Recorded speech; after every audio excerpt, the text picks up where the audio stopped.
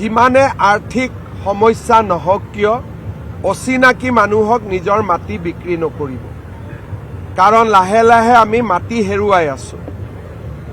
আমাৰ ব্যৱসায়িক প্ৰতিষ্ঠান বা আমাৰ উদ্যোগত অচিনাকি মানুহক চাকৰি নিদিব আৰু আমাৰ খেতি পথাৰবোৰত খেতি কৰিবলৈ অচিনাকি মানুহক মাটিলৈ নানিব। কাৰণ তেওঁলোকে এবাৰ অহাৰ পিছত তেওঁলোকৰ যিটো পৰিকল্পনা তাক বাস্তৱত ৰূপায়ণ কৰে আৰু এসময়ত গৃহস্থকে তেওঁলোকে খেদি পঠিয়ায়।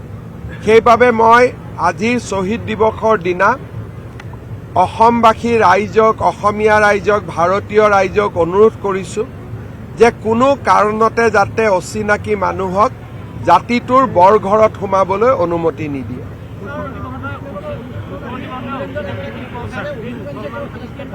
অচিনাকি বুলি কওঁতে তাক ডেফিনেশ্যন দিয়াৰ প্ৰয়োজন নাই। যাৰ ভাষা অচিনাকি, যাৰ সংস্কৃতি অচিনাকি, যাৰ জন্মভূমি অচিনাকি, যাৰ কৰ্ম অচিনাকি, সিয়ে অচিনাকি। যাৰ অসমীয়া বা ভাৰতীয়ৰ লগত কোনো সম্পৰ্ক নাই তেওঁৱে অচিনাকি। অচিনাকিৰ ডেফিনেশ্যনটো অতি চিম্পল, যোন চিনাকি নহয় তেওঁৱে অচিনাকি।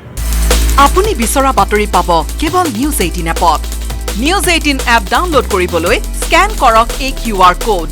গুগল প্লে ষ্টৰতো পাব এই নিউজ 18 এপ। যিমানে আৰ্থিক সমস্যা নহওক কিয় অচিনাকি মানুহক নিজৰ মাটি বিক্ৰী নকৰিব। কাৰণ লাহে লাহে আমি মাটি হেৰুৱাই আছো। আমাৰ ব্যৱসায়িক প্ৰতিষ্ঠান বা আমাৰ উদ্যোগত অচিনাকি মানুহক চাকৰি নিদিব আৰু আমাৰ খেতি পথাৰবোৰত খেতি কৰিবলৈ অচিনাকি মানুহক মাটিলৈ নানিব। কাৰণ তেওঁলোকে এবাৰ অহাৰ পিছত তেওঁলোকৰ যিটো পৰিকল্পনা তাক বাস্তৱত ৰূপায়ণ কৰে আৰু এসময়ত গৃহস্থকে তেওঁলোকে খেদি পঠিয়ায়।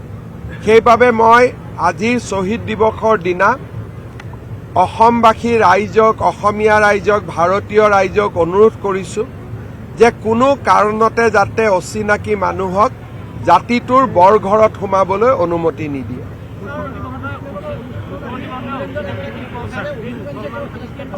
অচিনাকি বুলি কওঁতে তাক ডেফিনেশ্যন দিয়াৰ প্ৰয়োজন নাই। যাৰ ভাষা অচিনাকি, যাৰ সংস্কৃতি অচিনাকি, যাৰ জন্মভূমি অচিনাকি, যাৰ কৰ্ম অচিনাকি, সিয়ে অচিনাকি। যাৰ অসমীয়া বা ভাৰতীয়ৰ লগত কোনো সম্পৰ্ক নাই তেওঁৱে অচিনাকি। অচিনাকিৰ ডেফিনেশ্যনটো অতি চিম্পল, যোন চিনাকি নহয় তেওঁৱে অচিনাকি।